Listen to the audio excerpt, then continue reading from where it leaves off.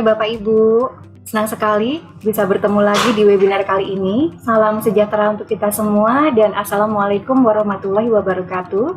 Selamat datang di Trimegah webinar series ya.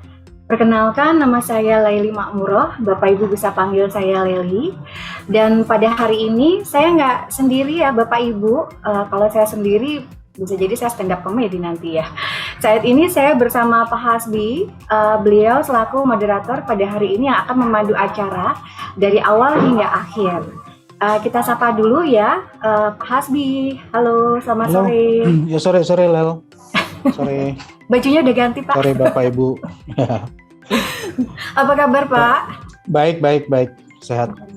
Sekarang kalau tanya apa kabar udah nggak basa-basi lagi ya Pak ya. Kalau dulu kan kayaknya basa-basi banget gitu ya. Baik, iya. Pak Hasbi, biasanya kan kalau saya ngobrol nih sama Pak Hasbi, biasanya kan hubungannya sama pekerjaan ya Pak. Nah sekarang pekerjaan juga nggak Pak? Sekarang pekerjaan juga. Tetap ya. Oke Pak Hasbi, di webinar kali ini kan diambil judul yang menurut saya sedikit kontroversial ya, karena kan selama ini mindset yang ada adalah kalau investasi jangka panjang itu ya di saham atau di reksadana saham. Nah dari judul ini bisa jadi kita akan mengulik yang sebaliknya, jangan-jangan nih Pak. Menarik nih judulnya. Nah pertanyaannya nih Pak, wah langsung to the point ya Pak. Apa sih yang bikin Bapak terpikirkan nih untuk membuat tema ini? Ya, thank you Leli. Selamat sore Bapak Ibu sekalian. Selamat bertemu lagi ya di webinar kita Trimegah Sekuritas.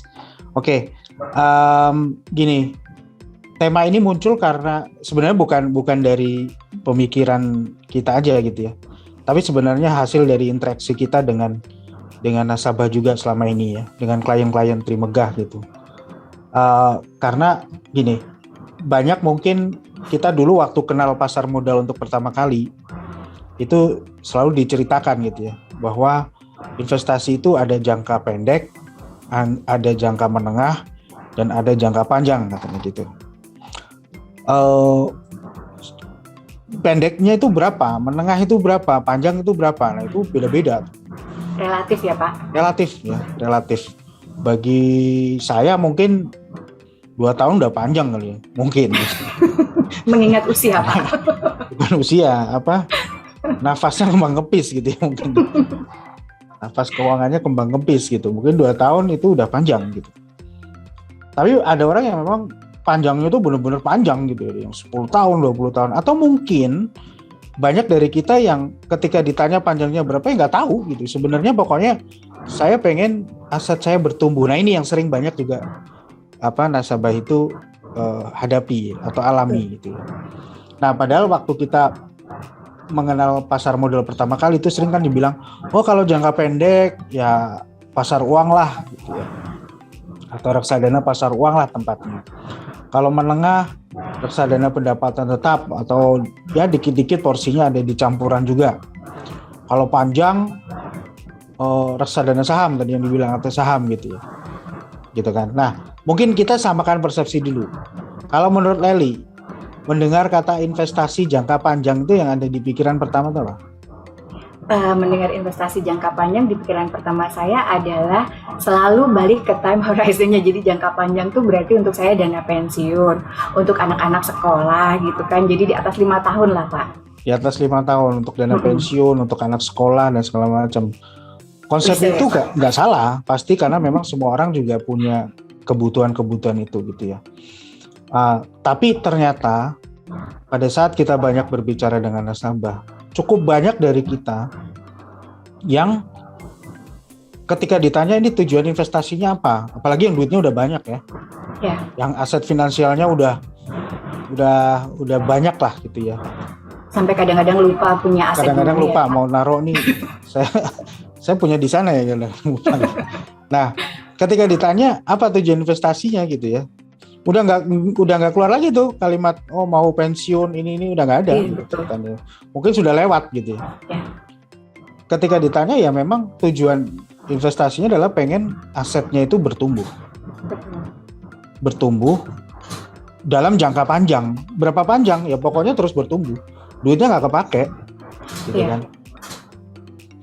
Nah ternyata banyak dari teman-teman nasabah ini, ya, Bapak dan Ibu sekalian mungkin juga mengalami ada satu kebutuhan yang aset kita ini memang nggak mau dipakai dalam waktu dekat.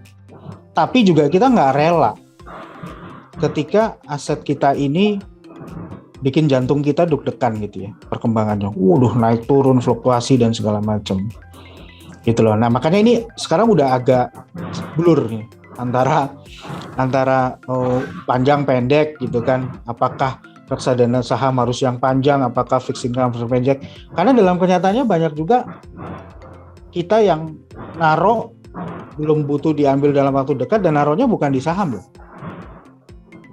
Naronya justru di pasar uang, naronya justru di reksadana pendapatan tetap atau fixed income, naronya justru bukan di atau beli obligasi langsung. Jatuh tempo nanti beli lagi gitu kan, nunggu penerbitan lagi, terus gitu, roll over dan segala macam. Salah nggak? Enggak menurut saya. Karena itu memang satu kebutuhan. Nah, ketika itu kita sudah tangkap ya story itu, kita coba iseng-iseng sih waktu kemarin ya, coba lihat, oke, kalau katakanlah kita bicara jangka panjang itu di atas 10 tahun deh, kalau jangka panjang itu 15 tahun gitu, iseng-iseng sih pengen lihat hasilnya gimana ya, dibanding-bandingin. Nah, ternyata ada fenomena menarik tuh, Lel. Ketika kita sudah tarik jangka panjang, ternyata nggak melulu saham menang loh. Ada datanya ya Pak ya? Justru datanya itu yang menarik apa? Taruh di yang basisnya obligasi, justru menang loh. Kan aneh. Justru kita ngelihat rata-rata reksadana pendapatan tetap itu performance-nya lebih bagus dibanding reksadana saham. Padahal 15 tahun, 10 tahun mungkin, 15 tahun, panjang. Nah itu menarik. Nah, makanya kita pengen ulas kok bisa sih gitu. Apa yang salah dengan market kita? Atau sebenarnya nggak salah, memang nature-nya begitu gitu. Gitu kan. Nah, that's why kita perlu ulas. Perlu bahas lebih dalam di sore hari ini. Dan yang kita undang di sore hari ini adalah MI, ya, manajer investasi rekanan kita juga, namanya Insight Investment Management. Nanti mungkin Leli bisa kenalkan siapa saja beliau-beliau ini yang punya pengalaman. Jadi kita butuh ya yang punya track record yang panjang dong. Orang judulnya investasi jangka panjang kok MI yang baru 2-3 tahun ya nggak bisa lah. Kita harus cari yang rekanan yang memang udah lama dan memang punya expertise cukup kuat di fixed income market. Gitu. Nah, insight jawabannya. Makanya akan jadi menarik diskusinya nanti, mudah-mudahan bisa memberi warna baru lah atau wawasan baru buat kita semua. Itu sih, Lel. Oke, sebelum lebih panjang lagi, nanti selesai dikupas Pak Hasbi, yang lain nanti nggak dapat kesempatan. Baik, Pak Hasbi, sebelum kita masuk ke acara inti webinar, apa iya investasi jangka panjang harus melulu di saham? Kita lihat jawabannya nanti ya dengan narasumber kita. Sebelumnya, Bapak Ibu, saya akan bacakan dulu peraturan yang perlu kita sepakati bersama. Yaitu 1, jika ada pertanyaan, silahkan drop di box Q&A dengan menyebutkan nama Bapak Ibu. Lalu yang nomor 2, untuk pertanyaan nanti akan dipilih oleh moderator atau saya juga bisa untuk dijawab oleh narasumber. Lalu yang ketiga, ada door prize menarik untuk 10 penanya terbaik ya Bapak Ibu. Jadi cepet-cepetan aja buat nulis di kolom box Q&A. Nanti hadiahnya apa? Hadiahnya adalah saldo reksadana iHatch senilai Rp100.000 untuk 10 orang penanya terbaik. Nah ini lumayan banyak banget nih ya Pak Hasbi ya. Oke, bagi Bapak Ibu yang belum mengikuti sosial media Trimegah, bisa follow Instagram kami di @trimegahsekuritas untuk mendapatkan informasi hangat, update market, dan jadwal-jadwal dari event Trimegah seperti acara Trimegah Market Talk yang akan kami adakan setiap hari Senin sampai dengan Kamis pukul 20 waktu Indonesia Barat tentunya. Lalu ada IG Live Trimegah Invest Talk hadir setiap Jumat pukul 16.30 waktu Indonesia Barat juga. Dan untuk Bapak Ibu yang mempunyai aplikasi Clubhouse, nah ini Clubhouse lagi ngetren nih ya. Bisa banget nih follow Clubhouse-nya kita di @trimegah sekuritas untuk mendengarkan teman-teman yang suka bikin Trima Ideas untuk berbagi ilmu dan juga berbagi rekomendasi saham pilihan di jam 14 setiap hari Selasa dan Kamis. Hari ini ya, kebetulan berbarengan nih dengan webinar kita. Baik, Pak Hasbi dan Bapak Ibu yang hadir, tanpa berlama-lama lagi saya perkenalkan dulu narasumber kita hari ini, yaitu yang pertama adalah Ibu Ria Meiristika Warganda. Beliau selaku Marketing Director PT Insight Investment Management. Saya sapa dulu, selamat sore Ibu. Selamat sore Mbak Leli, salam sehat selalu. Salam sehat selalu Ibu, semoga bahagia terus ya Bu. Terima kasih kesempatannya Mbak Leli. Iya, Ibu kok suaranya agak kecil ya? Suaranya agak kecil ya, oke. Iya. Ya. Atau saya yang agak. Sebelum kita membahas lebih lanjut nih ke Ibu Ria Meiristika, saya sapa juga pembicara kita yang kedua, narasumber kita yang kedua, yaitu Bapak Sulu Tripambudi Raharjo. Beliau adalah Head of Research dari PT Insight Investment Management. Apa kabar Pak Sulu? Alhamdulillah Mbak Leli sehat. Selamat sore juga buat Pak Hasbi dan para hadirin semua. Iya, akhirnya kita tanpa masker ya Pak ya kali ini. Kemarin maskeran. Alhamdulillah udah sehat. Alhamdulillah. Iya, baik. PT Insight Investment Management itu merupakan manajer investasi yang telah berdiri sejak 9 Mei 2003. Ada banyak sekali penghargaan yang sudah didapatkan, yang sepertinya kalau saya bacakan bisa seharian nih. Saya kupas ya, penghargaan terbaru mungkin saya sebutkan satu, yaitu kategori reksadana terbaik 2022 untuk reksadana pendapatan tetap dari majalah Investor, Infovesta periode 1 tahun, betul ya? Pak Sulu dan Ibu Ria. Oke, Pak Hasbi. Ya, saya kembalikan dulu nih ke Bapak ya. Nanti kalau saya lanjutkan nanti habis lagi di saya. Ya. Nanti kita tektokan aja, bukan tiktokan ya, tektokan dulu. Oke, mungkin yang awal kita pengen berkenalan dulu lah, mungkin ya dengan Insight Investment. Bu Ria, silakan Bu Ria, waktu dan tempatnya dipersilahkan. Baik, terima kasih Pak Hasbi, tadi belum menyapa Pak Hasbi nih ya, sehat selalu. Terima kasih, Assalamualaikum warahmatullahi wabarakatuh. Waalaikumsalam warahmatullahi wabarakatuh. Salam sejahtera untuk kita semua dan yang pasti salam sehat semua untuk seluruh Bapak dan Ibu para peserta webinar dari Trimegah Sekuritas. Atas nama Insight, kami mengucapkan banyak terima kasih atas kesempatan yang telah diberikan kepada kami untuk bisa join di acara webinar sesi pada sore hari ini, Mbak Leli. Kita senang sekali karena nanti bersama dengan Mas Hasbi dan Mbak Leli, bersama juga dengan para peserta, kita bisa berbicara mengenai peluang-peluang investasi yang menarik dalam jangka panjang. Tadi sudah dilihat nih, topiknya soalnya relevan banget. Apa iya investasi jangka panjang harus melulu di saham? Itu juga jadi pertanyaan banyak orang begitu ya, karena pengen investasi tapi mungkin kadang-kadang tidak siap dengan fluktuasi yang ada di saham. Kemudian bingung, ada nggak sih yang menarik begitu ya? Nanti kita akan sama-sama kupas pada sore hari ini. Dan sedikit cerita, Pak Hasbi tadi memberikan kesempatan.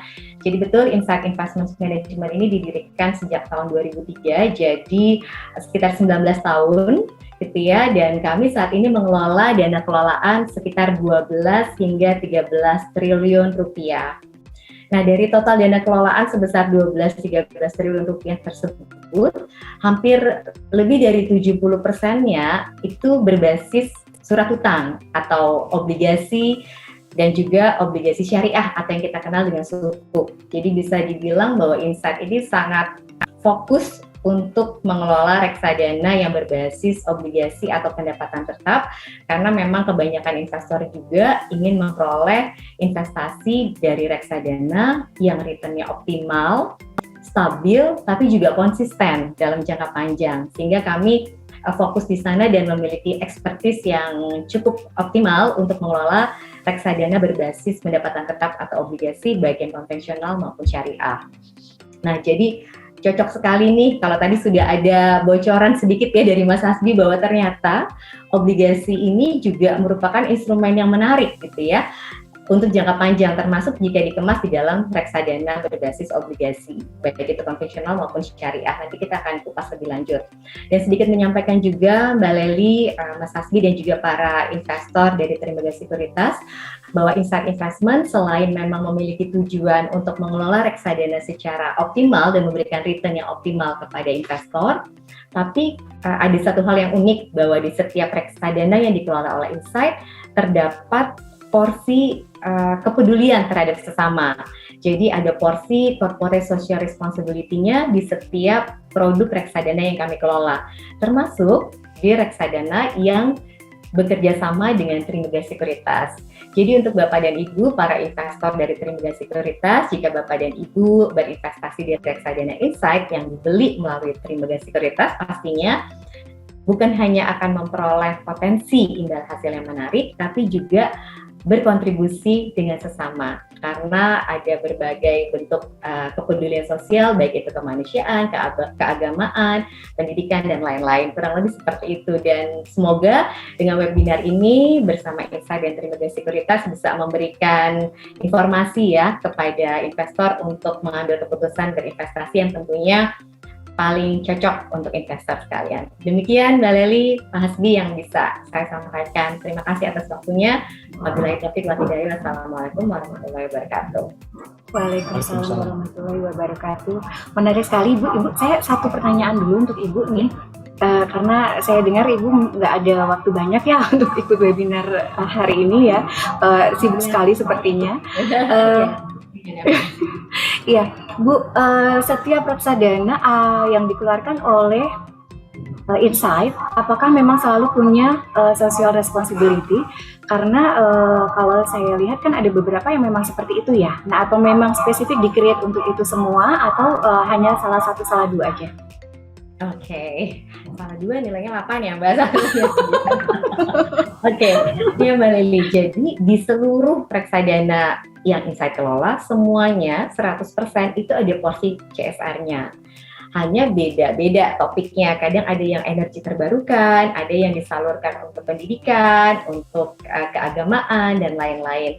Tetapi yang ingin kita pastikan di sini bahwa program atau dana CSR-nya tersebut itu diambil dari porsi manajemen fee-nya yang milik Insight. Jadi tidak dibebankan kepada investor ya. Jadi return-nya investor ya memang itu milik investor. Nah, sebagian dari keuntungan yang diterima oleh Insight atas jasanya mengelola investasi atau kita sebut manajer investasi, biaya manajer investasi itu yang diambil atau disisihkan untuk CSR, Mbak Lely gitu. Jadi investor tetap dapat return-nya secara utuh itu, tetapi kami menyisihkan untuk CSR. Jadi investornya cukup investasi saja, secara tidak langsung sudah turut berkontribusi kepada sesama dan lingkungan. Demikian, Mbak Lely. Jadi investor nggak perlu khawatir ya Bu, NAB-nya akan menurun atau berkurang gitu ya, diambilkan untuk CSR-nya itu tadi ya Bu ya. Halo, Ibu? Sepertinya terputus ya, Pak Hasbi. Ya. Oh, Ibu Ria terputus ya Pak ya? Ya, kelihatannya ada gangguan di koneksi. Gangguan sinyal ya. Ya, mungkin kita bisa ke Pak Suluh. Pak Suluh dulu. Yang udah ditunggu-tunggu tadi, Pak Suluh. Halo Pak, makanya kalau udah bicara sama Pak Suluh nih banyak insight di data nih nanti. Namanya juga Insight Investment kan, pasti banyak insight. Ya. Dipas-pasin Pak Hasbi nih. Pak Suluh, tadi kan saya coba kasih spoiler tuh di depannya. Ya. Datanya emang ngedukung itu nggak sih Pak? Kalau dalam jangka panjang. Kan dulu kan kita tahu, jangka panjang mestinya saham lah bagus gitu. Nah gimana Pak? Ternyata. Aku boleh share Silakan. share screen ya. Ya. Boleh Pak. Iya.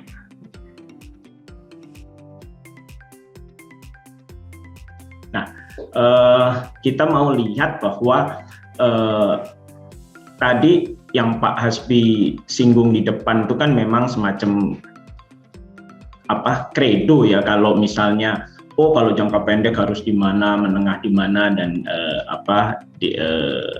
panjang di mana, walaupun yang dikatakan jangka panjang juga tidak terdefinisi juga horizon waktunya ya. Hanya tadi ada yang menarik dari Pak Hasbi bilang bahwa kalau jangka panjang pokoknya asetnya tumbuh ya. Ini yang ada data bahwa setelah dalam jangka panjang ini sekitar 10 tahun terakhir ya, kita lihat di sini saya nggak sebut merek tapi saya pakai indeks ya supaya clear bahwa itu mencerminkan kumpulan dari produk-produk yang ada di market. Nah, kita bisa lihat bahwa katakanlah kalau saham itu kan indeks harga saham gabungan yang di sini ya, IHSG yang disebut itu. Ternyata IHSG dalam performance-nya dia tidak yang nomor satu. Jadi kalau kita bilang ini sebenarnya ada instrumen yang jangka panjang, dia ternyata berada atau kalah dibandingkan sebuah nama yaitu Corporate Bond Index ya yang dikeluarkan oleh Infovesta, yaitu adalah bonds corporate ya jangka panjang. Dan kalau kita lihat yang government bonds itu memang juga angkanya juga meskipun masih di bawah tapi angkanya juga di atas 70% ya, baru yang sebaliknya yang saham-saham lagi. Jadi memang kelihatan di sini dalam 10 tahun terakhir investasi instrumen obligasi korporasi itu mampu mengungguli investasi dari instrumen saham. Ya itu tadi Pak mendukung dari pernyataan Pak Hasbi tadi di depan ya.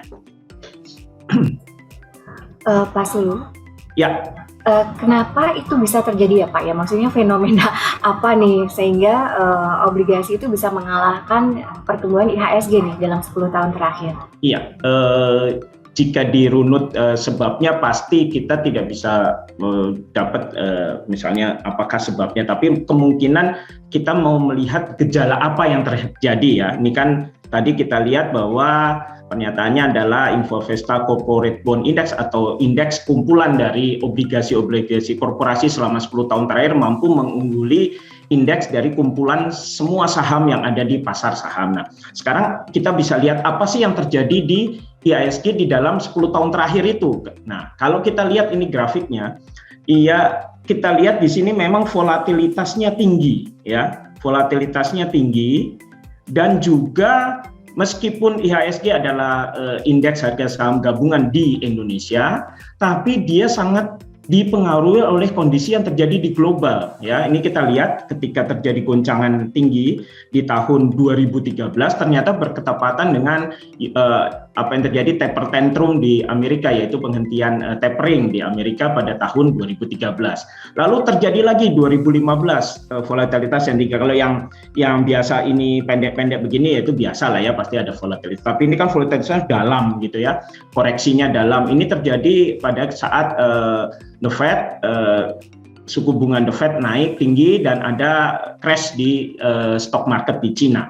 Kemudian tahun 2018 ada trade war, kita ingat waktu itu zamannya Donald Trump, terjadi lagi, kemudian goncang lagi, kemudian yang terakhir yang ini nggak pernah kita belum akan lupa ya, 2020 ada COVID-19, ini di sekitar antara akhir 2019 sampai dengan katakanlah Mei 2020 terjadi goncangan demikian. Sehingga ini yang bisa kita jelaskan bahwa IHSG meskipun itu terjadi di Indonesia tapi sangat rentan terhadap apa yang terjadi di global. Dan volatilitasnya kita lihat memang sangat tinggi. Ini mungkin yang membuat tadi kalau Pak Hasbi bilang di awal, memang orang itu cenderung pengen kan, walaupun asetnya itu tidak segera akan dipakai, tapi dia juga tidak mau deg-degan setiap saat gitu ya, setiap malam. Kalau kita ingat cerita di komik itu ada komik Donald Bebek ya. Ada yang namanya pamannya itu paman gober ya, bukan artinya sifatnya yang kita lihat, tapi kelakuannya kan dia uangnya banyak, tapi dia setiap hari menghitung gitu ya, artinya dia sangat khawatir juga kalau asetnya berubah dalam waktu yang singkat. Nah itu hal-hal seperti ini nggak salah ya, cuma saya tidak meniru bahwa itu gober seperti apa, tapi melihat bahwa perilaku atau bahwa melihat concern terhadap asetnya yang sedemikian itu terjadi juga kok di banyak orang, sehingga walaupun tidak butuh tapi dia juga tidak mau terguncang oleh peristiwa atau kejadian yang semalam atau kemarin dan sebagainya, sehingga ini yang bisa mempengaruhi keputusan untuk berinvestasi bagi para investor. Mungkin seperti itu Mbak Lely. Ya, mungkin dari sisi ini sih Pak. Jadi kalau ngelihat grafik ini juga, memang dalam jangka panjang, kalau tadi kan 10 tahun ya, Bapak punya data. Itu IHSG naik berapa tadi? 79% lah ya. Oh, 79%, ya, tapi 79,3 ya. 79,3% gitu. Tapi kalau kita lihat dalam perjalanannya, memang fluktuasinya itu juga lumayan gitu kan. Lumayan, betul. Jadi nggak salah juga sebenarnya kalau ngelihat ini bahwa kita yang beranggapan kalau invest jangka panjang itu di saham, karena memang IHSG pun kalau kita tarik jangka panjang itu bertumbuh kan gitu kan. Betul Pak. Cuman memang volatilitas ini yang membuat ya ada distraction lah terhadap kita punya keinginan pertumbuhan yang panjang gitu kan ya. Betul. Nah, sebaliknya gini Pak. Oke, kalau gitu apakah ngelihat gambar ini ya? Ya. Apakah sebenarnya investasi di saham itu memang harus benar-benar ngelihat momentum, Pak? Iya.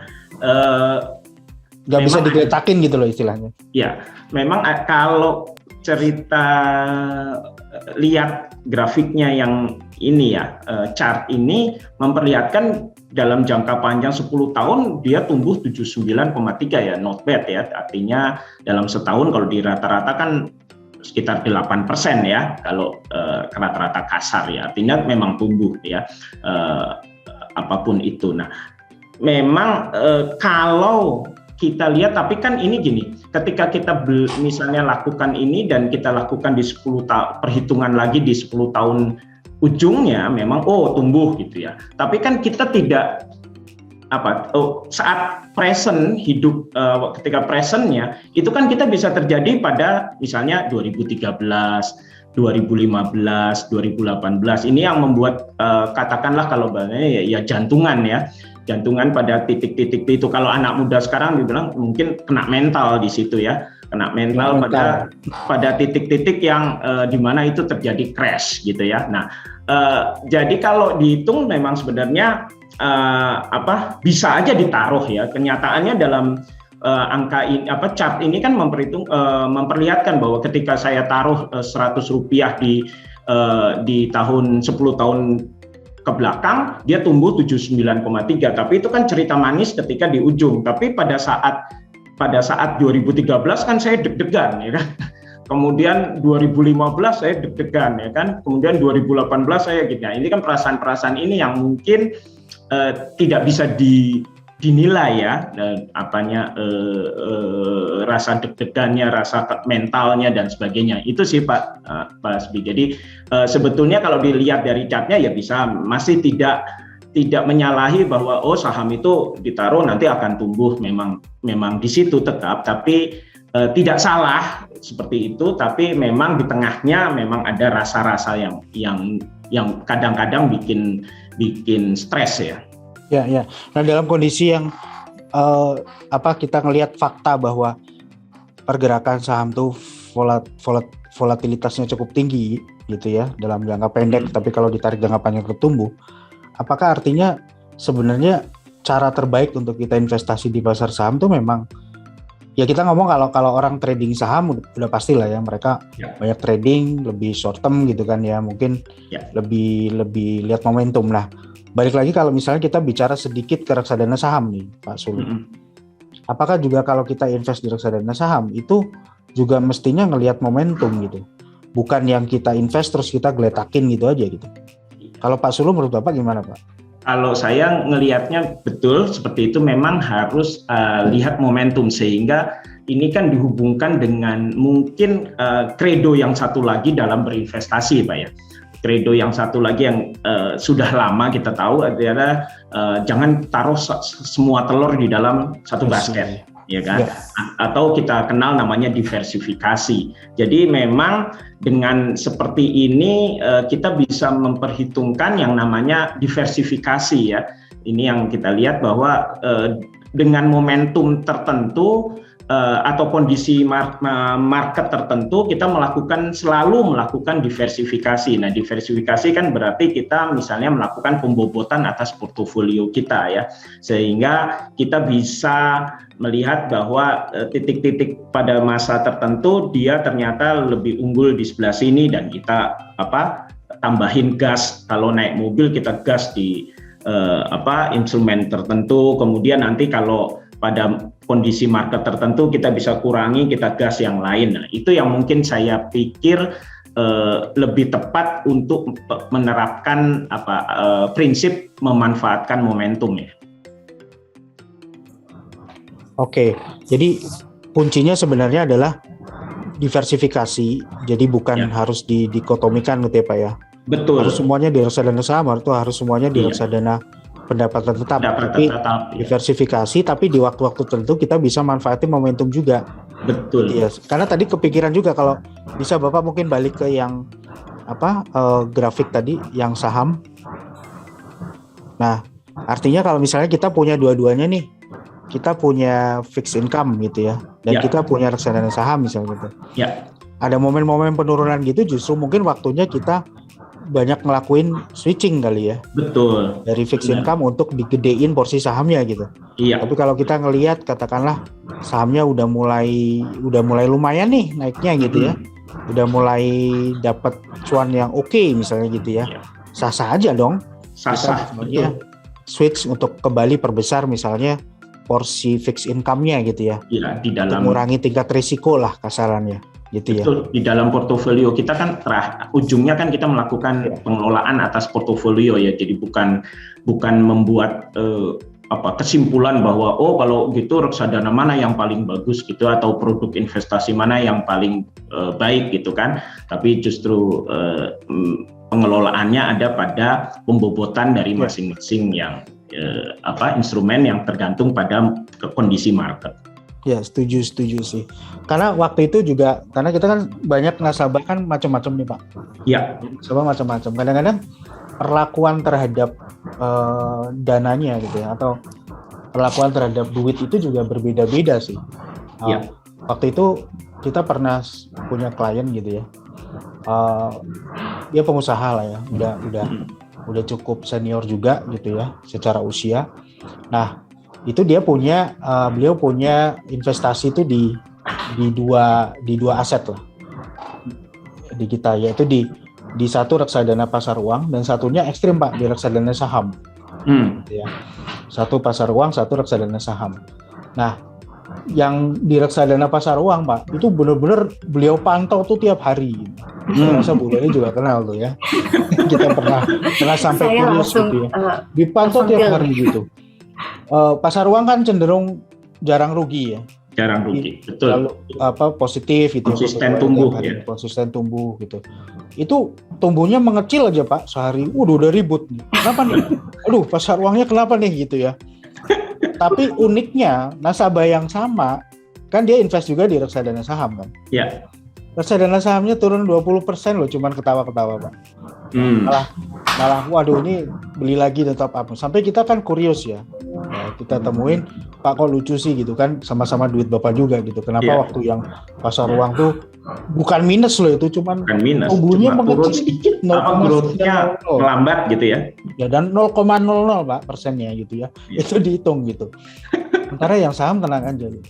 Nah, ada satu explanation beliau yang menurut saya ini cukup menarik ya. Dana yang beliau investasikan di reksadana pasar uang itu adalah dana dari hasil beliau itu berbisnis berpuluh-puluh tahun. Jadi dana yang memang dikumpulkan tuh dari kecil gitu ya. Rasa sayangnya tuh beda gitu ya. Rasa sayangnya tuh beda gitu ya. Yang nggak rela rasanya untuk itu tuh harus naik turun gitu. Iya. Nah, sementara mungkin yang waktu itu beliau sampaikan yang dana yang ditaruh di reksadana saham itu adalah dana-dana yang memang masih dari hasil yang produktif gitu. Iya. Ya, bisnis dia yang sekarang gitu. Mungkin beliau udah nggak bisa muter lagi dengan tanda kutip, bisnisnya nggak bisa muter secepat dulu. Tapi ini adalah dana yang sifatnya masih hot lah gitu ya. Yang nggak terlalu ini. Jadi rasa sayangnya tuh beda. Jadi makanya kita selalu bilang nggak ada ukuran yang benar-benar precise untuk kita sendiri itu mengatakan, oh ini adalah pos yang ini pos yang itu gitu ya. Kita sendiri yang ngerasain sih sebenarnya. Betul. Ini ya kan, itu kan permainan pikiran juga sebenarnya. Pikiran, betul. Ya kalau memang sayang dana ini nggak untuk difluktuasikan, nggak rela untuk naik turun, ya jangan dipaksa. Jangan dipaksa, betul. Kan kita hidup mau tenang kan. Betul, Pak. Nah, itulah kenapa investasi financial itu kan banyak ya, Pak Sulunya. Ada pasar uang, ada fixed income. Nah itu bisa kita manfaatkan sebenarnya. Nah, ya. Ini menarik banget sih yang data-data Pak Ya. Sulu tadi sampaikan ya. Ternyata spoiler saya tadi benar tuh. Benar. Corporate bonds tuh paling atasnya. Tapi menarik juga. Kita coba sekarang dalemin ya. Tadi kan pertama kan Infovesta Corporate Bonds Index. Ya. Kemudian kedua IHSG, kemudian yang ketiga Infovesta Government Bond Index. Kenapa Corporate Bond Index tuh bisa perform lebih bagus dari Government Bond Index, Pak, dalam jangka panjang? Ya. Ini tadi ya. Ini. Nah ini. Kenapa misalnya Infovesta Corporate, katakanlah Corporate Bond Index itu bisa perform lebih baik di jangka panjang. Yang pertama, Corporate Bonds Index ini kan rata-rata jumlahnya sedikit ya, sedikit. Nah sedikit maksudnya volumenya gitu ya, sehingga dia tidak terlalu aktif diperdagangkan, tidak terlalu aktif di marking setiap hari, sehingga cenderung nilainya itu bisa fluktuasinya atau volatilitasnya cenderung rendah. Ini yang pertama. Jadi berbeda dengan misalnya bonds government bonds yang sering diperdagangkan sehingga tentunya harganya sangat fluktuatif tergantung kondisi market pada saat itu. Kemudian durasinya ini corporate bond itu rata-rata kan kecil, pendek durasinya. Itu bahkan di bawah 5 tahun gitu ya. Sehingga resiliennya terhadap jika terjadi sesuatu atau market crash atau krisis atau problem itu kalau yang jangka pendek biasanya dia lebih tahan dibanding dengan yang jangka panjang. Nah ini yang dua hal yang sangat mempengaruhi kenapa justru ketika di periode-periode yang banyak krisisnya itu corporate bonds lebih perform dibandingkan instrumen yang lain. Ya. Oke, jadi sebenarnya karena tingkat volatilitasnya lebih rendah ya dalam jangka panjang ya, sehingga betul. Nggak terlalu ini ya, malah mulus-mulus aja jalannya gitu. Mulus, betul. Nah, bicara insight kan udah lama ya, dari 2003 berinvestasi atau mengelola investasi di fixed income gitu ya. Ya. Salah satunya. Bisa sharing pengalaman nggak Pak dari yang sudah dijalankan insight selama ini gitu ya? Atau ada nggak produk yang udah cukup lama? Jadi kita kan sekarang susah nih mau cari produk yang udah proven gitu. Iya. Ya. 15 tahun ada nggak? Mungkin 17 lebih tepatnya. 17 tahun. Nah, saya mulai dari chart ini boleh ya. Jadi ini kalau kita lihat ini yang Infovesta yang tadi yang corporate bonds itu ini dibedah lagi ya yang lainnya sehingga ketemu chart ini itu ada macam-macam. Ada yang Infovesta Syariah Fixed Income Fund Index ya. Kemudian Infovesta Fixed Income Fund Index yang bukan, itu artinya yang konvensional. Ada balance fund, ada yang syariah balance, kemudian yang lain. Dan kita melihat bahwa ternyata Infovesta Syariah Fixed Income Fund Index itu yang terbaik. Ya, reksadana pendapatan tetap yang syariah. Indeksnya terbaik di antara indeks-indeks yang lain, tapi kalau kita lihat performance-nya tentunya masih di bawah IHSG selama 10 tahun ya. Kalau tadi kan kita ingat 88 ya, itu versus 63. Nah, ternyata ada satu itu ini yang kita bikin sebuah tanda tanya ya. Ternyata performance-nya itu bahkan dalam 10 tahun bisa hampir 91 ya, 90,67. Jadi ini yang kita mau menjawab pertanyaan Pak Hasbi tadi, kira-kira ada nggak sih yang bisa kita unggulkan dalam 10 tahun, dan bahkan kalau kita lihat nilainya tentu dia lebih tinggi dari ini ya, IHSG itu 79,3, lalu yang corporate bonds index 88,31. Nah, ini dia 90,67 atau ya kita anggap ini juaranya, dan ini kebetulan itu adalah produk yang kami kelola saat ini dan kami rilis sebenarnya sejak 17 Januari 2005. Jadi sekitar berapa? 17 tahun ya. 17 tahun ya. 17 tahun yang lalu. Jadi ini kalau ini udah sweet 17 ya, udah ulang tahun yang ke-17 ini anak. Sudah mulai kalau dihitung dalam undang-undang pemilu dia sudah boleh nyoblos ya. Nah, ini dia punya saat ini dalam 10 tahun terakhir total return-nya mencapai 90,67 ya, konsisten di atas rata-rata. Ini bisa kita lihat kalau di gambar chart ini ya, yang biru ini dia 90,67, sementara Infovesta yang syariah fixed income tadi 63,46 dan yang dua lagi di bawahnya. Dan yang mau saya perlihatkan adalah bahwa pada periode tertentu tadi yang Pak Hasbi ungkapin bahwa soal momentum tadi ya, dalam periode tertentu memang dia katakanlah perform under yang kuning katakanlah ya, ini yaitu saham gitu ya, tapi dia konsisten berada naik terus, tumbuh terus. Tadi concernnya kan di awal tadi Pak Hasbi spoilernya adalah orang investor ada yang pengen apapun itu asetnya tumbuh ya, terus konsisten tumbuh. Nah, inilah produk yang kami kelola selama 17 tahun, dan dalam 10 tahun terakhir benar-benar, atau sebenarnya dalam 10 tahun terakhir itu selalu konsisten tumbuh, dan secara total dia tumbuh paling unggul di antara rata-rata reksadana syariah pendapatan tetap lainnya ya.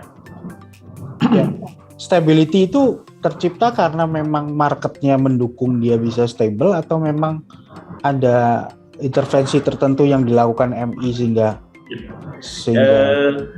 kelihatan stabil? Kalau dibilang bahwa environment-nya memang tadi kan bahwa memang pemilihan pada corporate bonds itu cenderung dia punya kestabilan, sehingga kita pilih itu. Dan kemudian dari sisi strategi investasi kami mengelola reksadana haji ini, atau kita bilang iHajj atau reksadana Insight Haji Syariah ini punya kebijakan investasi yang kami selalu pilih corporate bonds yang tentunya durasinya pendek, durasinya kecil, dan tapi tidak melulu itu, karena kita cari juga yield yang bakal menjanjikan return yang bagus di masa depan. Jadi artinya kita cari yield yang harganya miring di bawah dengan durasi yang pendek, dan itu kita combine sehingga itulah yang membuat atau kita kelola dari reksadana haji sehingga punya track record yang sedemikian baiknya. Ya. Oke, mungkin ya. Saya ada bertanya sedikit nih. Tadi kan silakan Pak Sulu sampaikan tentang pentingnya untuk diversifikasi ya, di produk itu dengan adanya uncertainty di market. Nah, kalau kemarin kan ada taper tantrum dan lain sebagainya, belum pandemi kemarin gitu ya. Nah, kalau concern Bapak sendiri untuk sekarang ini apa ya yang ada di market saat ini, baik global maupun domestik? Oke, ya, terima kasih Mbak Leni. Jadi volatilitas itu banyak dipengaruhi ya oleh berbagai macam ya.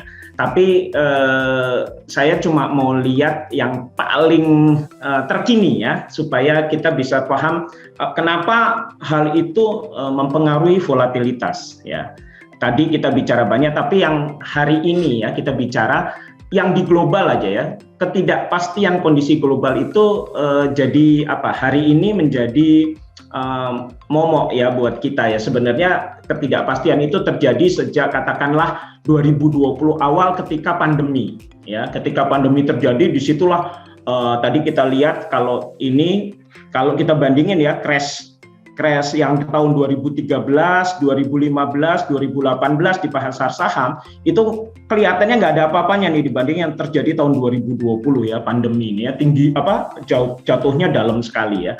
Nah, kalau yang tahun 2021 akhir ketika kemudian pandemi mulai banyak atau sampai awal 2022 dikatakan bahwa akan berubah menjadi endemi, tapi tidak meninggalkan yang namanya ketidakpastian. Yaitu ada beberapa yang kami catat, yaitu misalnya bulan Februari itu ada konflik geopolitik Rusia-Ukraina, Rusia invasi ke Ukraina yang mengakibatkan kemudian kenaikan harga komoditas, terutama bahan pangan dan energi. Meskipun pengaruhnya buat Indonesia mungkin Rusia dan Ukraina.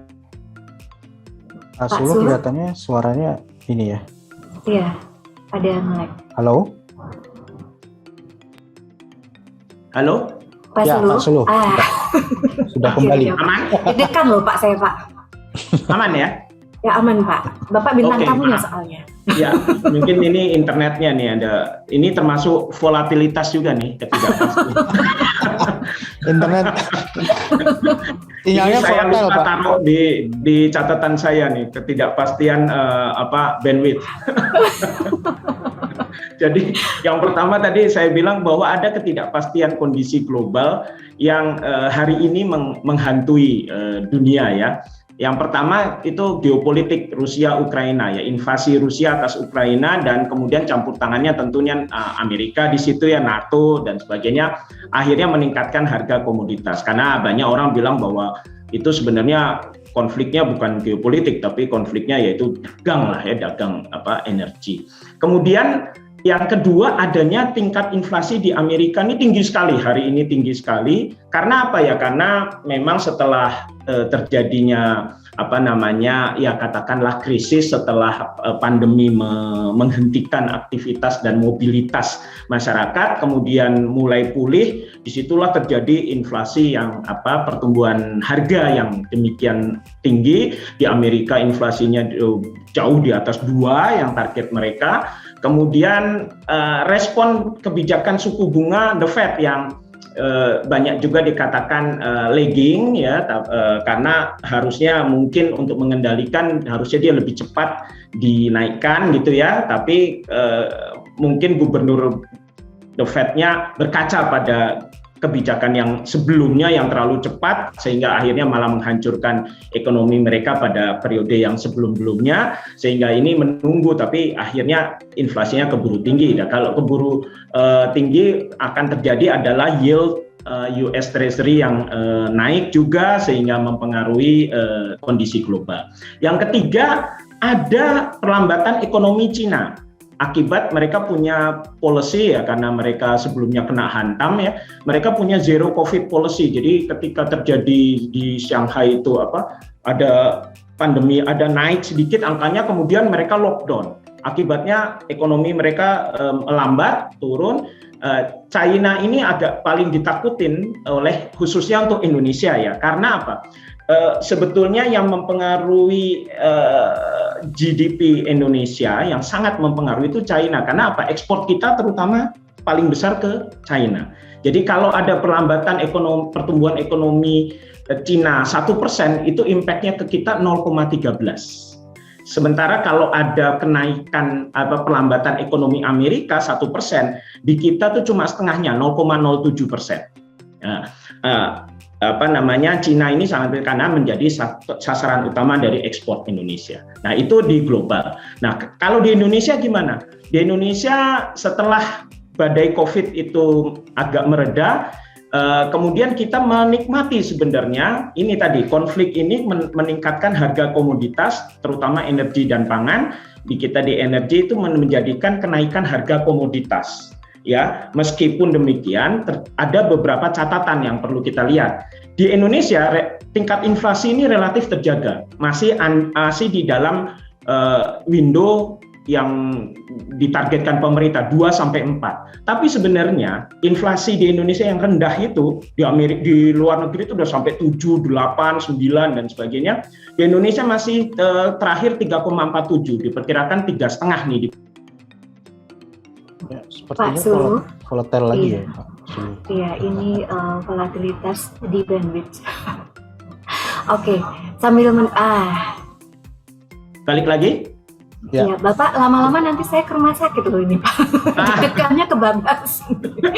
Aman ya. Nah ini Aman, Pak. di Indonesia terjadi beberapa hal, yaitu salah satunya inflasi. Inflasi di Indonesia itu banyak diperkirakan adalah inflasi yang tidak murni atau di sebuah inflasi yang artificial, di engineer gitu ya. Karena apa? Karena tingkat inflasi kita itu tidak mengandung kenaikan harga energi.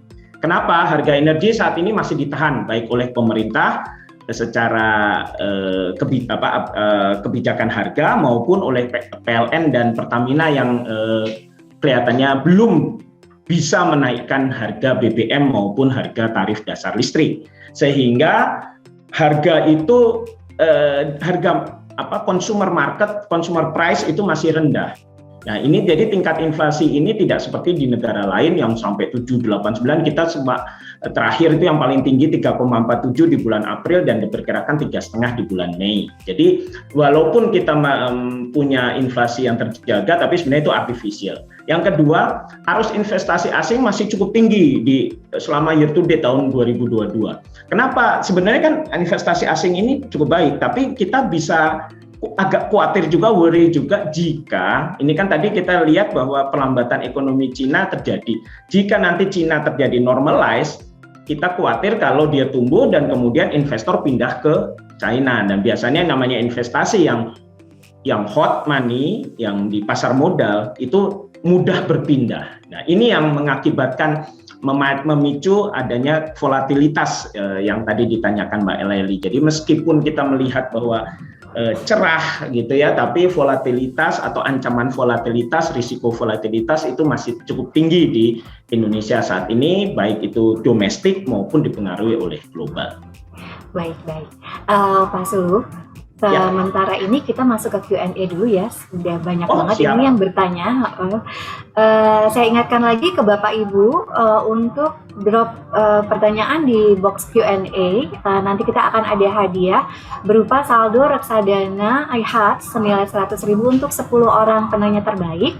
Ini saya tanyakan dulu ke Pak Suluh. Saya pilih dari Pak Dewono. Selamat sore Bapak, bagaimana kriteria obligasi korporasi yang dipilih oleh Insight yang dapat memberikan return tinggi dan rendah resiko default? Apakah ada kasus default yang pernah terjadi di reksadana Insight? Terima kasih. Monggo Pak. Ya, kita punya kriteria yaitu sebetulnya selalu berada di investment grade.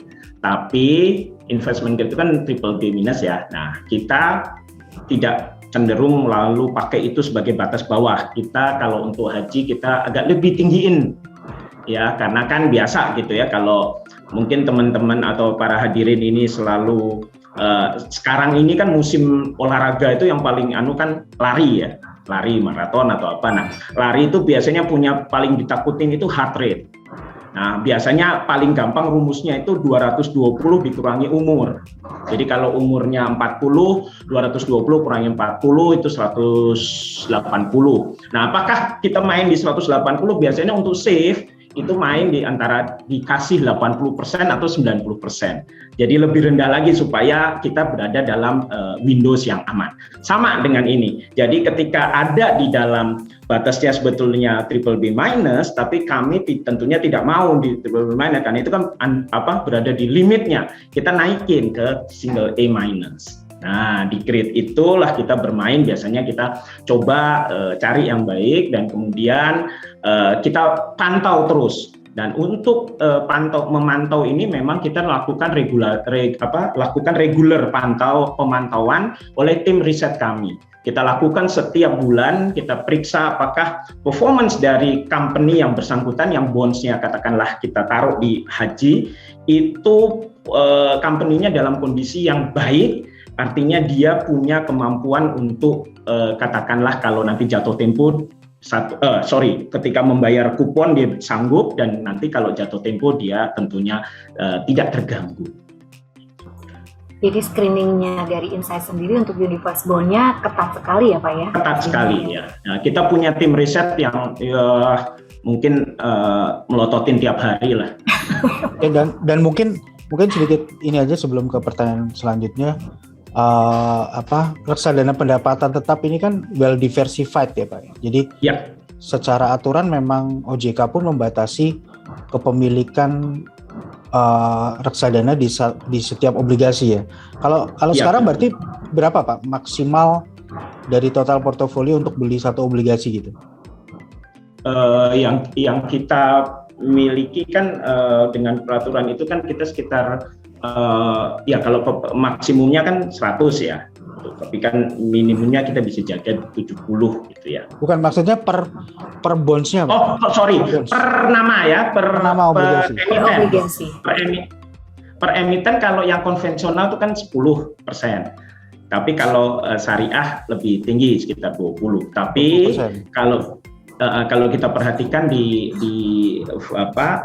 reksadana haji, kita selalu bermain tidak dengan, yaitu tadi seperti tidak tentunya pol di 20, tapi selalu kita punya batasan supaya itu tidak akan mengganggu jika terjadi sesuatu yang tidak kita inginkan.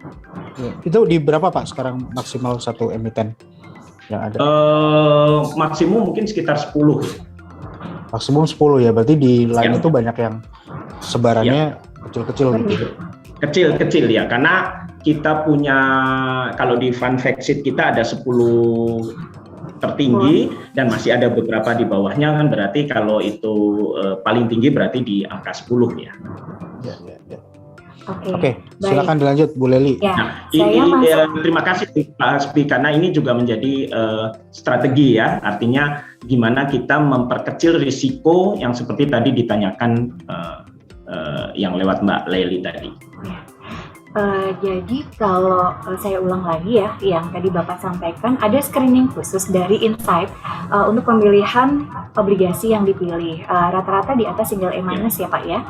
Lalu yang berikutnya untuk kepemilikan bond itu terdiversifikasi ya Pak Dewono.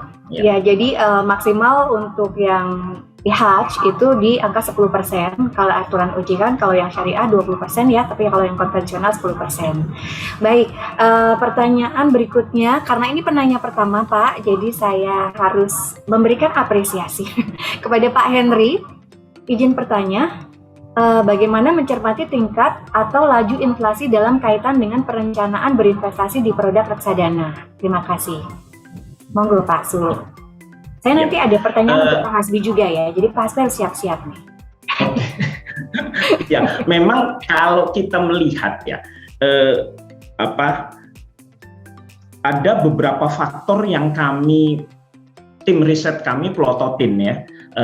Setiap saat itu sebenarnya untuk memantau atau memonitor pergerakan harga obligasi. Yang pertama itu ada sekitar 5 ya. Itu yang pertama itu adalah nilai US Treasury yield-nya. Jadi halo, dengeran ya?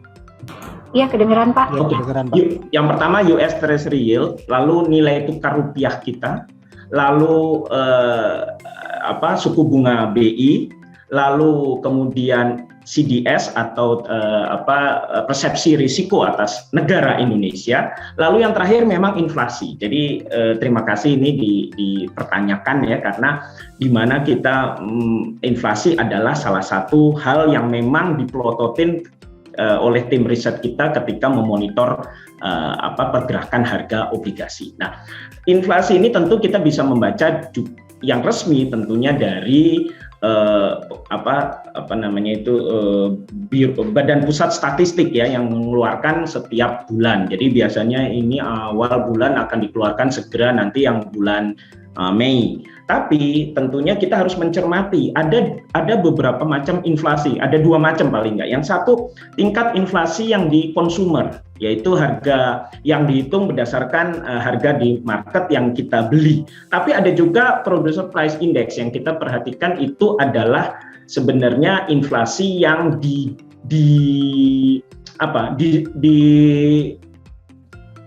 dirasakan oleh para produser. Mungkin gini, kalau para produser mungkin merasakannya bahwa harga barang bahan baku itu sudah tinggi ya, tapi kadang-kadang kalau kita sebagai konsumer itu merasakannya harga barang-barang masih rendah karena apa? Karena listrik kita disubsidi ya, gas masih di LPG masih disubsidi, listrik BBM Pertalite masih disubsidi. Jadi seakan kita rendah, tapi kita harus waspada kan terhadap producer price index yang nilainya tinggi. Nah, untuk itu kami dari Insight tentu tidak serta-merta kami melakukan riset ke market, tapi kami juga didukung oleh rekan-rekan kami, yaitu para agen sekuritas yang kemudian update reguler ke kami melihat kondisi tadi 5 hal tadi sebenarnya ya. Ini seperti apa ini, dan mereka rajin memberikan itu dan kami rajin bertanya, rajin mendapatkan update sehingga kita bisa melihat kondisi market yang sebenarnya ya, quote unquote paling enggak lebih jeli daripada hanya membaca katakanlah report yang tertulis. Jadi kita rajin untuk seperti itu, dan terima kasih ya, termasuk pada Trimegah ya yang rajin memberikan juga update kepada kami, Trimegah Sekuritas ya, sehingga kami juga bisa memahami market dengan lebih baik.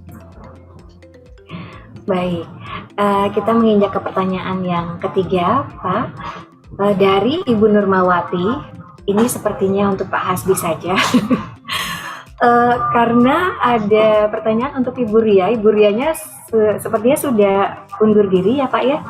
Bagaimana tips ibu-ibu sebagai investor pemula yang berprofil konservatif atau moderat untuk berinvestasi di saham dan reksadana secara bersamaan untuk tujuan berinvestasi jangka panjang? Terima kasih. Sebenarnya ini yang menjawab Pak Hasbi dan Pak Sulu. Bu Ria masih ada, Lel. Tuh. Oh, Ibu Ria masih ada. Oh, Ibu mau, nggak kelihatan. Bu Ria, baik. Ya. Aduh, Ibu, akhirnya saya bisa lihat Ibu lagi nih. Bagaimana tips bagi ibu-ibu sebagai investor pemula yang berprofil konservatif atau moderat untuk berinvestasi di saham dan reksadana secara bersamaan untuk tujuan berinvestasi jangka panjang? Monggo, Bu Ria.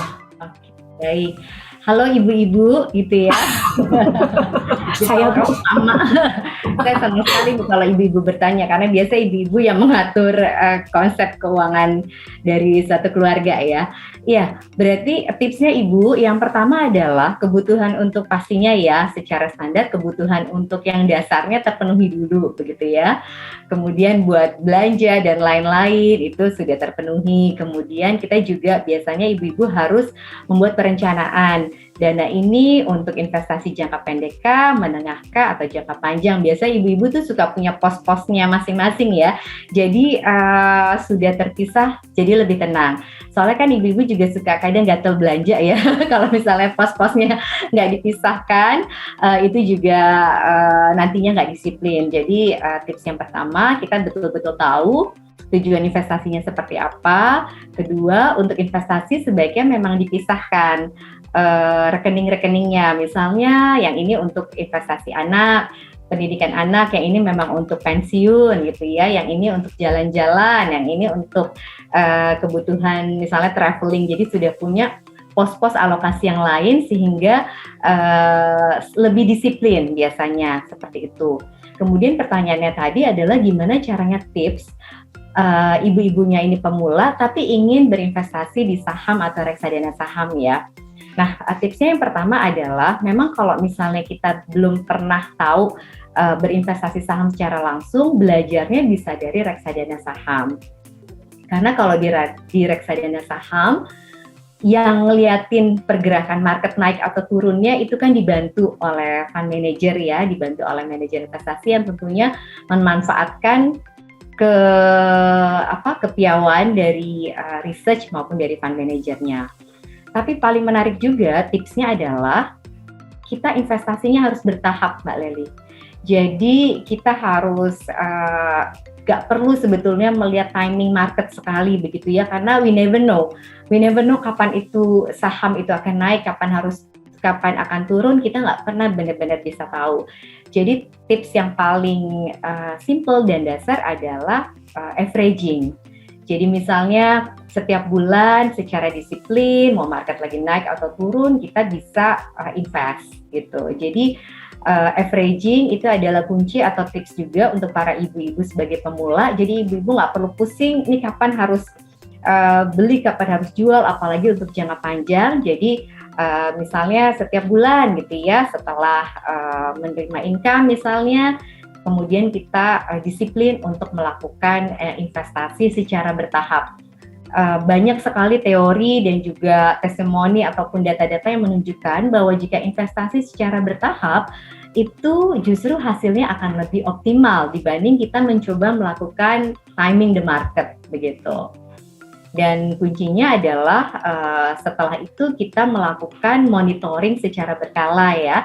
Setiap misalnya 6 bulan kah atau 1 tahun kita lihat lagi nih kira-kira ada nggak yang perlu di rebalancing seperti itu. Jadi itu beberapa tipsnya ibu-ibu, mudah-mudahan bisa membantu. Kalau bapak-bapaknya mau nambahin juga boleh loh. Oh, justru malah uang bapak itu uang istri, Bu. Oh betul. Oh iya. Karena disebut bapak-bapak makanya keluar, ya disebut bapak-bapak, saya sebagai bapak merasa terpanggil nih Bu Ria untuk berkomentar gitu. Ya tadi kata kunci Bu Ria tadi ada kata rebalancing ya di belakang juga. Jadi sebenarnya kalau kita udah bicara investasi, prinsip dasar ya, investasi itu selalu ada risiko lah. Mau nggak mungkin investasi itu nggak ada risiko. Jadi rumusnya risiko itu cara untuk mengantisipasi risiko ini udah proven, semua orang juga pasti merasakan, adalah diversifikasi. Nggak ada ceritanya risiko itu bisa hilang dengan sendirinya. Nah, menurunkan tingkat risiko itu adalah dengan menyebar investasi kita. Itu poinnya. Jadi nggak ada ceritanya udah 100% udah pokoknya saham semua, nggak juga gitu. Nggak ada ceritanya itu ya. Nanti semakin kita mendalami investasi, kita punya pengalaman, akan semakin tanda kutip jadi aware gitu ya, bahwa ternyata ini tuh yang disebut risiko. Nyesek juga sih kadang-kadang kalau kita lanjut pas turun. Makanya saran pertama adalah benar-benar dipecah-pecah, diversifikasi itu. Nah, fixed income fund itu menurut saya dengan data dan fakta yang udah Pak Sulu tadi ceritakan, itu adalah wadah yang menurut saya cukup tepat ya untuk kita juga punya exposure ke sana gitu ya, untuk diversifikasi itu sendiri. Kaitannya dengan rebalancing, nah tadi makanya kan rebalancing itu sambil direview perjalanannya gitu ya. Kayaknya ini saatnya mungkin kita lebih banyak taruh di porsi sahamnya misalnya. Ini saatnya kita taruh lebih banyak di porsi fixed income. Itu akan by nature akan berjalan dengan sendirinya nanti gitu ya. Nah, itu rebalancing tuh kayak gitu, diseimbangkan kembali lah dengan profil kita juga. Jadi sah nih bapak-bapak berkomentar. Balance ya Pak ya. Balance ya. Biar balance. Iya, saya tambahin dari sisi ibu-ibu deh. Ya masih ada yang banyak yang lain. Iya betul. Satu nih sekalian promo nih Pak. Bu Nurma, satu aja langsung klik di ifom.trimegah.id. Udah itu step pertama. Buka rekening dulu. Baik, kita menuju ke pertanyaan yang berikutnya. Ada dari Ibu Ayu Kesumawati. Sore Pak Sulu dan Bu Ria, apakah reksadana iHajj bisa untuk persiapan dana haji dan umroh? Atau adakah contoh simulasinya? Mungkin agak dipercepat jawabannya mungkin ya Ibu, karena waktunya sudah tinggal 15 menit lagi. Monggo untuk Pak Sulu dan Bu Ria. Oke, terserah Bu Ria mau duluan atau saya? Boleh. Saya? Oke, Ya. Baik.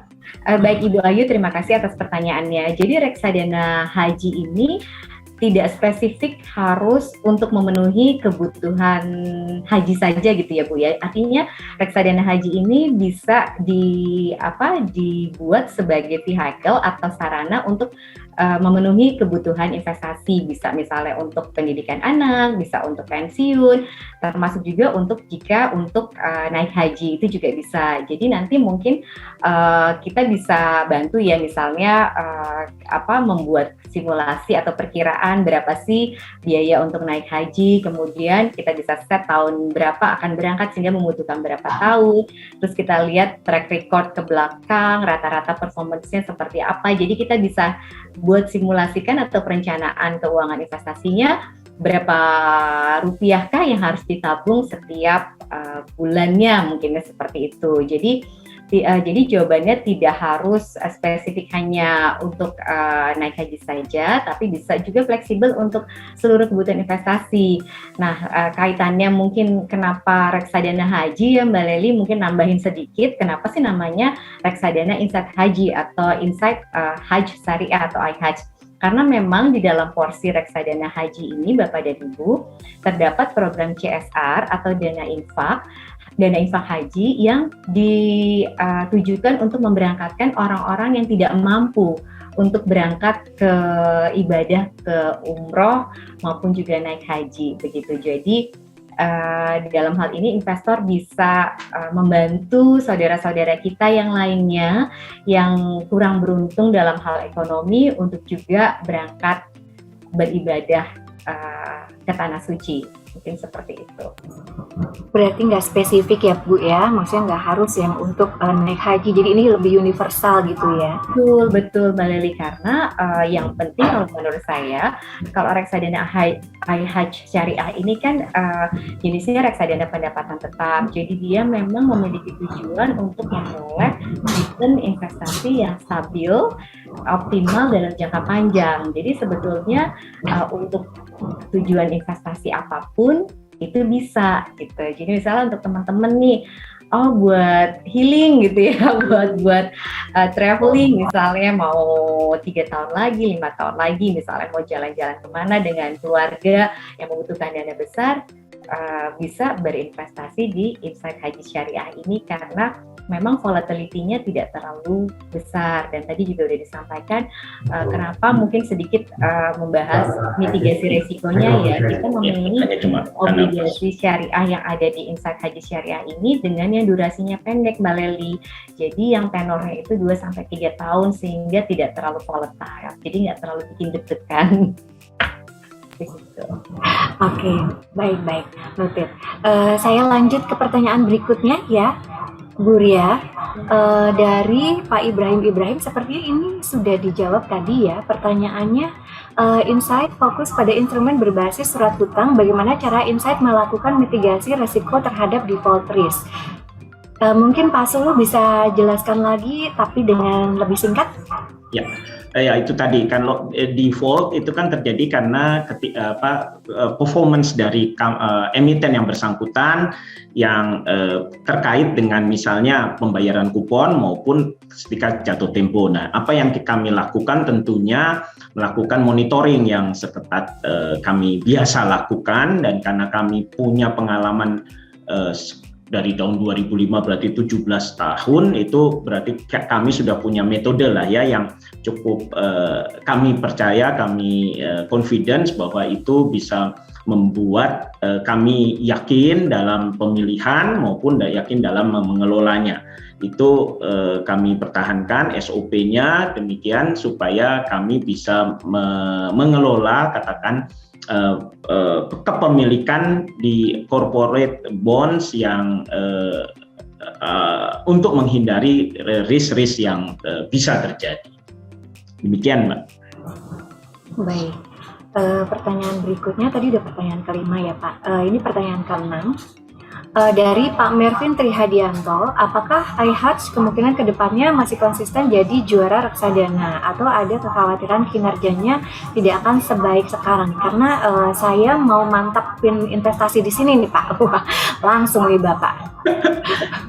Ya, tentunya tidak ada seperti tadi Bu Ria bilang bahwa tidak ada yang bisa memastikan apa yang terjadi di masa depan, tapi kami yakin dengan pengalaman kami, dengan tim kami, dengan dukungan tentunya para mitra seperti Trimegah, kami bisa melakukan pengelolaan reksadana ini dengan sebaik mungkin, dan insya Allah kita bisa menjadi yang memelihara prestasinya yang selama ini kami lakukan.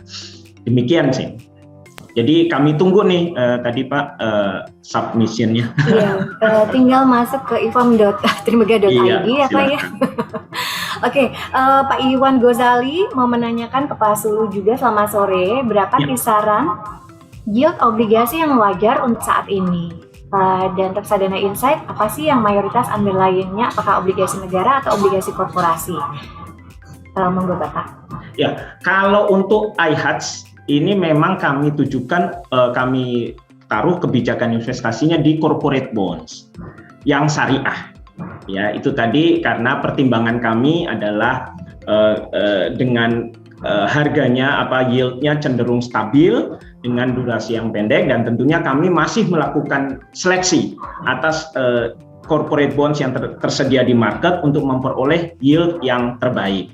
Ya, plus tentunya setelah kami dapat, tentu kami monitoring tadi yang pertanyaan sebelumnya, gimana supaya menghindari yang namanya default risk. Ini kan default risk yang ditakutkan di corporate bonds, karena begitu terjadi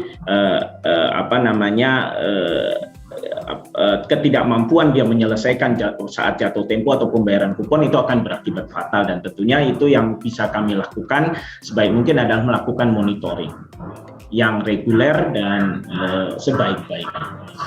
Baik, satu pertanyaan untuk Ibu Ria dari mana tadi? Sebentar Pak, dari Pak William Chandra. Bagaimana mekanisme social responsibility yang diterapkan oleh iHatch? Monggo Bu Ria. Oke, William ya, terima kasih atas pertanyaannya Pak.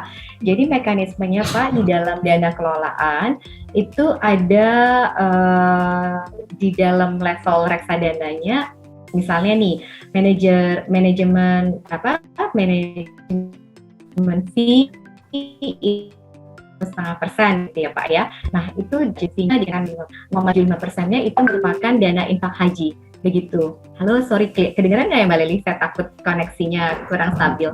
Kedengeran Bu? Kedengeran, baik. Jadi di dalam porsi reksadana kan ada biaya-biaya pengelolaan ya di dalamnya ya. Itu ada biaya manajemen fee, kemudian ada custodian fee, ada juga biaya as invest misalnya dan lain-lain. Nah, dari porsi manajemen fee-nya itu dibagi dua, jadi ada untuk manajer investasi, ada juga memang kita khususkan berupa dana infak haji. Nah, dana infak haji ini yang dihitung setiap hari yang terkumpul berdasarkan dana kelolaan reksadana tersebut, ini yang akan disisihkan untuk memberangkatkan saudara-saudara kita yang kurang mampu untuk beribadah ke tanah suci. Gitu. Jadi itu adalah sharing dari MIP kami, jadi tidak dibebankan kepada investor ataupun mitra agen penjual, begitu. Jadi Bapak cukup investasi Pak William, dana Bapak dikelola dengan profesional, mengharapkan return yang stabil untuk memenuhi kebutuhan investasi Bapak, tetapi secara nggak langsung sudah berkontribusi untuk yang saudara-saudara yang lain, dan kita sudah memberangkatkan lebih dari 623 orang ya untuk berangkat ke sana. Aduh adem loh saya dengar suaranya Bu Ria tuh.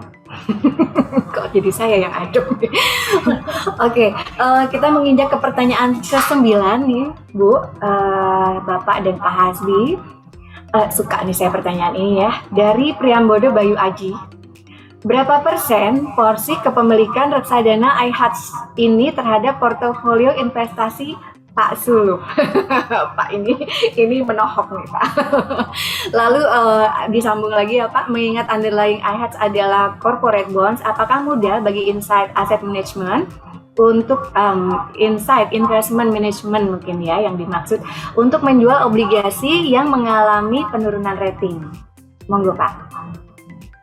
Yang pertama tadi itu artinya investasi pribadi saya ya. Betul, dari total portofolio Bapak kan 100% nih. Nah, Ya. yang masuk ke iHatch ini berapa persen nih Pak? Terus terang saya kan saya invest di reksadana cuma di Insight ya kebetulan ini Iya, jujur ya. karena ada Burian nih Pak. Bukan karena di depan screen tapi memang ini dan saya bisa pastikan bahwa mayoritasnya memang di iHatch kok kebetulan. Jadi berapa kalau dihitung mungkin sekitar 80% saya taruh di iHatch. Kenapa Yang Pak? 20%-nya ke istri ya Pak Sulu? ya? Penasaran kenapa gitu? Kenapa? Pertimbangan Ya itu Bapak. tadi saya melihat saya 20%-nya di produk kami yang pasar uang memang. Cuma saya ngelihatnya ada dua hal, yaitu tadi yang saya mungkin tadi Pak Hasbi di depan cerita bahwa secara 10 tahun itu performance-nya bagus. Ya, terus lihat kondisi market hari ini, dan yang kedua ya paling nggak yang ketiga ya saya pengen juga berkontribusi tadi, paling nggak walaupun kecil sekali saya adalah rasa bisa kontribusi sosial meskipun tidak langsung, itu sih. Jadi yang pertama ya karena memang performance-nya baik, terus dalam 10 tahun, lalu kemudian kondisi market pada hari ini, yang ketiga juga tentu ada efek sosialnya. Itu reason saya personalnya. Baik, pertanyaan yang tadi Pak, Apa yang kedua? apakah mudah untuk menjual obligasi yang mengalami penurunan rating? Karena kan kalau iHatch kan ada corporate bonds juga ya Pak di Iya. dalamnya. Ya, tentunya ini ada challenge sendiri ya. Tapi kami memang secara korporasi ini memang terkenal jagonya bonds ya. Insight ini kalau bisa ditanya di market ini jago. Jadi kami punya lah jalur-jalur atau metode yang gimana kami bisa mengendalikan atau mengatasi misalnya terjadi amit-amit ada penurunan rating dan kami bisa melakukan pemecahannya supaya kami bisa mengelola dan mendapatkan solusi yang terbaik dari kondisi-kondisi yang katakanlah dinilai buruk gitu ya, seperti itu Mbak. Baik, ini ada pertanyaan terakhir nih, saya tujukan ke Pak Hasbi ya dari Erasmus, ini Bapak atau Ibu ya. Izin bertanya, apakah besarnya dana kelolaan atau AUM perlu dicermati dan jadi pertimbangan bagi kaum muda selaku investor pemula untuk investasi jangka panjang? Terima kasih. Monggo Pak Hasbi. Baru kali ini ada webinar moderator ditanyain ya. Iya. Ini bagian ya itulah Pak. Ya mungkin nanti Pak Sulu atau Bu Ria juga bisa menambahkan. Saya pernah waktu itu. Oke gini, kalau bicara dana kelolaan atau AUM ya, Asset Under Management sebuah reksadana, mengindikasikan apa ya jelas kalau dana kelolaan yang lebih besar itu menunjukkan kepercayaan publik terhadap fund ini kan juga tinggi gitu ya. Kenapa banyak nasabah yang berinvestasi di situ gitu kan ya. Itu satu hal gitu. Kemudian tapi di lain sisi juga pertanyaan berikutnya melebar. Bagusan mana nih? Dana kelolaan yang gede atau yang kecil kan gitu ya. Iya. Saya pernah iseng-iseng sih waktu itu. Mungkin berapa tahun yang lalu lah, coba liatin data dari reksadana yang ada di industri gitu ya.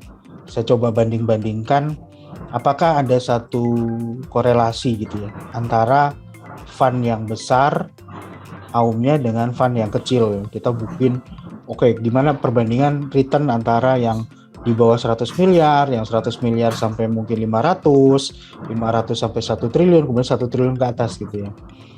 Saya ngelihat justru ya contohnya misalnya kita ngomong reksadana pendapat tetap. Reksadana pendapat tetap itu mungkin di industri sekarang ada sekitar lebih dari 200 ya produk. 200 produk. Fakta menariknya adalah ternyata nggak konsisten hasilnya gitu. Ya, jadi nggak terlalu berkorelasi sih antara yang gede dana kelolaannya dengan yang kecil terhadap return gitu. Karena menurut saya sebabnya kenapa? Karena MI ini kan punya jurus yang berbeda-beda menurut saya.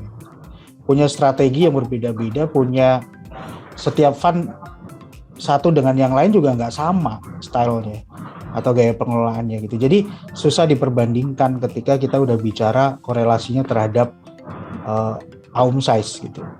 Ya kalau ngobrol dengan teman-teman MI mungkin nanti Pak Sulu juga Bu Ria bisa tambahkan atau mungkin bisa juga berbeda pendapat. Tapi dari pengalaman kita ya selaku apart ngobrol dengan MI memang ada plus minusnya. Kadang-kadang kalau aumnya gede gitu ya, mungkin kalau kita udah bicara pengelolaan reksadana fixed income, daya tawarnya juga lebih gede gitu. Karena punya dana keluaran yang gede kan.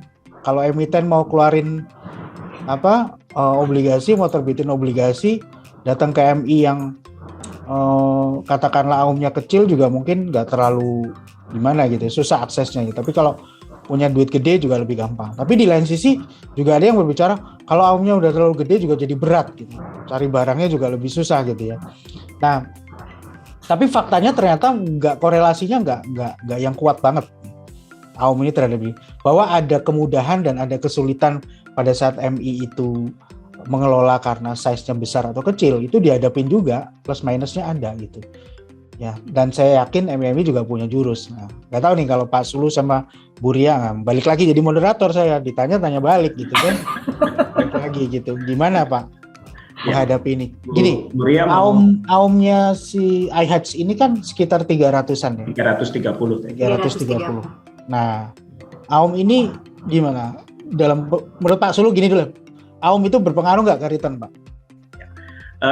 Kalau saya juga hampir sama dengan pendapat Pak Hasbi ya, dalam pengertian bahwa memang ya seperti itu beredar di market. Kalau besar, nanti susah cari barang lagi dan sebagainya. Kecil lebih lincah. Tapi memang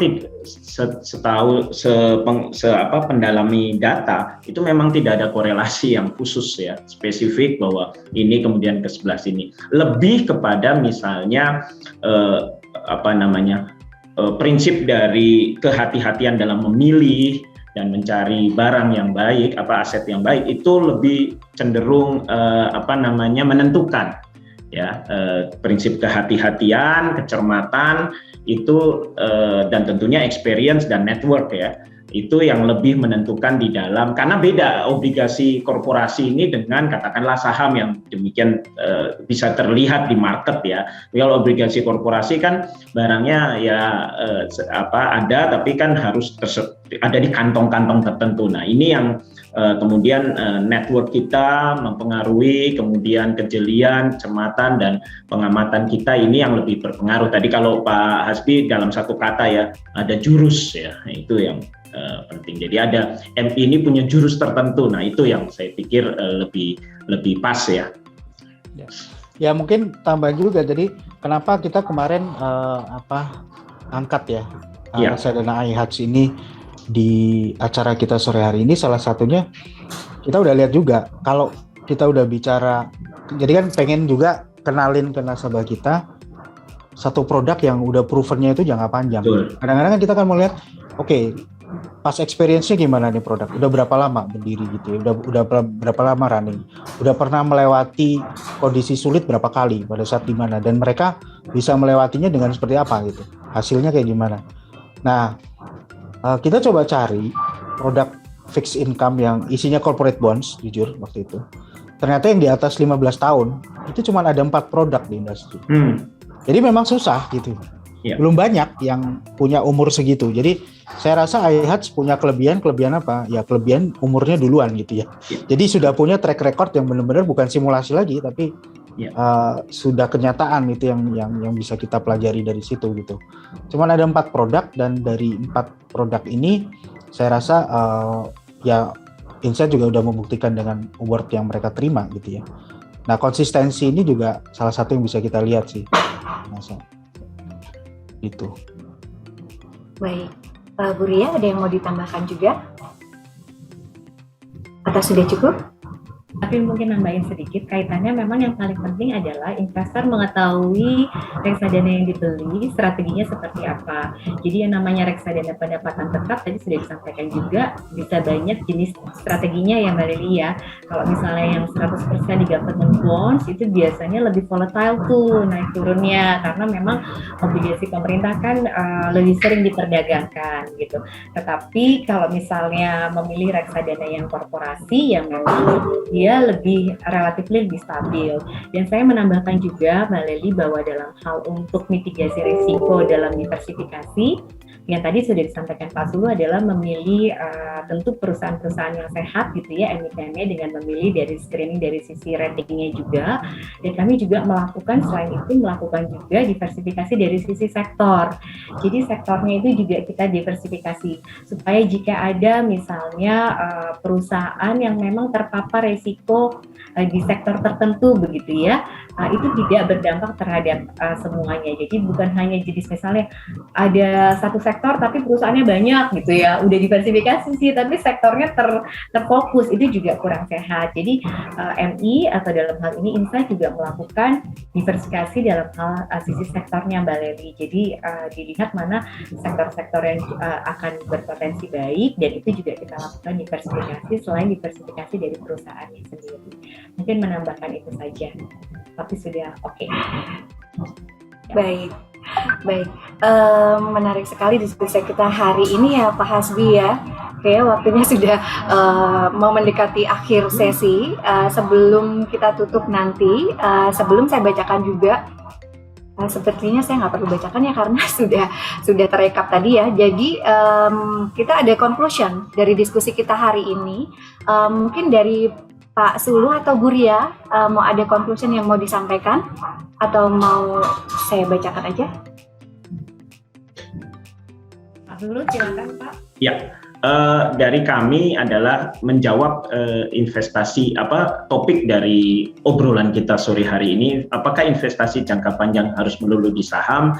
Tadi kami gunakan bahwa dari data-data yang ada memang kami bisa katakan bahwa harus ada lebih jeli juga melihat di produk-produk yang ada di market, dan kebetulan ini kami punya suatu produk yang secara kelas itu termasuk bukan di reksadana saham, tapi ternyata performance-nya bisa lebih tinggi dari reksadana saham ataupun dari bukan reksadana tapi investasi di saham, dengan waktu yang sudah proven di jangka panjang, bahkan tadi mungkin 10 tahun, 15 tahun ya sesuai umurnya reksadana ini yang sudah mencapai 17 tahun. Jadi ini menjadi pilihan bagi para investor untuk melakukan katakanlah diversifikasi, melakukan balancing atas portofolionya, khususnya di waktu-waktu yang memerlukan kejelian seperti saat ini ketika volatilitas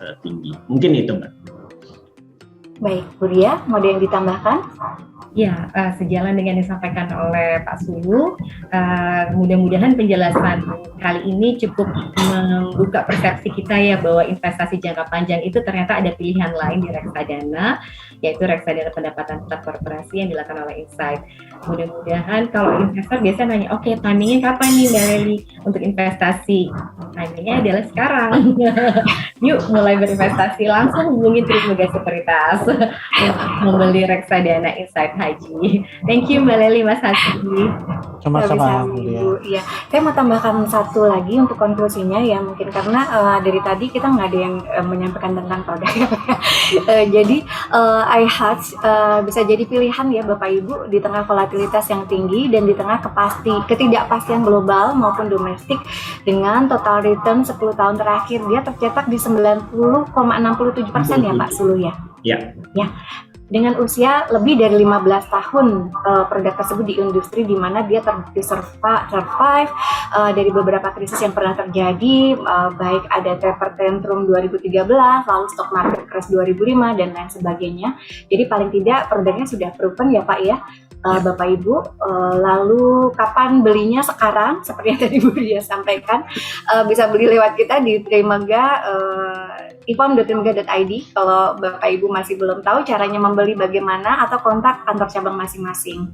Baik, Pak Hasbi ada tambahan sebelum saya tutup?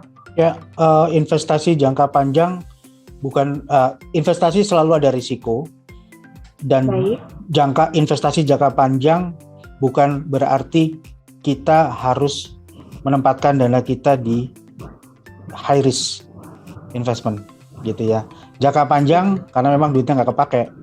Rasa sayang kita kepada dana kita mungkin menunjukkan bahwa kita membutuhkan satu instrumen yang lebih stable.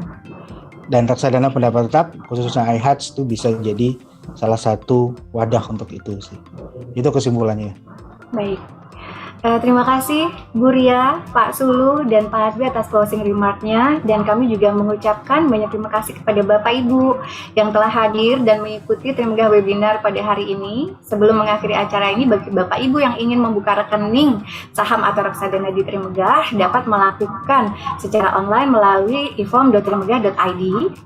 Atau Bapak Ibu juga bisa menghubungi kantor cabang Trimegah Sekuritas. Jangan lupa juga untuk download aplikasi Trimegah Investment Apps di Play Store maupun App Store, atau pantau terus Trima Ideas untuk memperkaya ide investasi Bapak Ibu setiap harinya. Dan Trimegah Sekuritas juga menyediakan portal belajar online, bukan belanja online ya Bapak, tapi portal belajar online, yaitu Trimegah e-learning atau TEL, TELL, yang dapat diakses oleh Bapak Ibu secara gratis di website www.tel.co.id. Di TEL ini kami juga menyediakan materi yang disusun secara struktur melalui playlist, dan nggak hanya itu, Bapak Ibu bisa mengerti lebih dalam lagi mengenai bisnis model dari emiten-emiten ternama yang ada di kategori company visit. Untuk para penanya terbaik yang tadi sudah saya bacakan pertanyaannya, nanti bisa kontak kita atau nanti kita japri ya, karena kan tadi ada daftar dulu, jadi kita ada rekap dari Bapak Ibu untuk nomor telepon dan email. Besar harapan kami paparan dan diskusi pada hari ini dapat memberikan manfaat kepada Bapak Ibu semua. Sampai berjumpa di event Trimegah berikutnya. Seperti biasa, webinar ini saya tutup dengan pantun. Karena saya dari Solo, jadi saya buat pantun dengan kearifan lokal nih, Bu Ria, Pak Sulu, dan Pak Hasbi. Jalan-jalan ke Solo, jangan lupa beli serabi. Mampir ke pasar gede, beli tengkleng enak sekali. Stay safe dan stay healthy di pandemi menuju endemi saat ini. Selamat sore, Assalamualaikum warahmatullahi wabarakatuh. Terima kasih Bu Ria, terima kasih Pak Sulu, terima kasih Pak Hasbi, dan terima kasih Bapak Ibu. Sampai berjumpa lagi di webinar series berikutnya.